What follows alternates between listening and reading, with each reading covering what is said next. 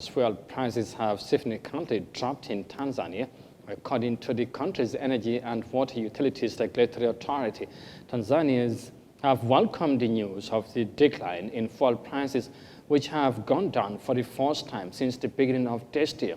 Now, the price of oil in the world market for July 2022 decreased compared to prices a month before, and the government said it has been working on plans to reduce local pump prices.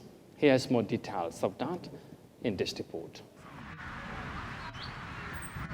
Fuel prices in Tanzania have dropped 13% from the previous year after a steady climb this year. A cooling of global prices and a local $27 million subsidy this month has contributed to the reduced prices. The measures we took as a government was to seek out subsidies to reduce fuel prices. If we had allowed prices to be dictated solely by global prices, the commodity would not be affordable. Many motorists in the country are relieved that fuel is now more affordable. Fuel prices going down has really helped us in reducing the cost of living, especially for those who use vehicles all the time. Budgets were not working. If you had set aside a certain amount for fuel, you'd had to increase it. So life was really costly.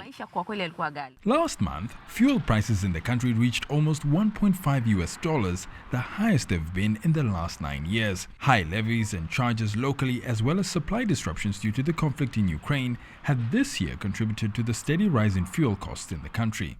In addition to introducing fuel subsidies, the government says in the last few months it's been working on reducing the cost of importing fuel.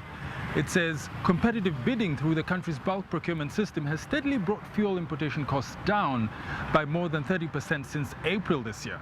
While many in the country are happy about lower fuel prices, some business people are concerned about the nation's over-reliance on foreign fuel. They argue that it is causing inflationary pressures on the economy and keeping the cost of living high.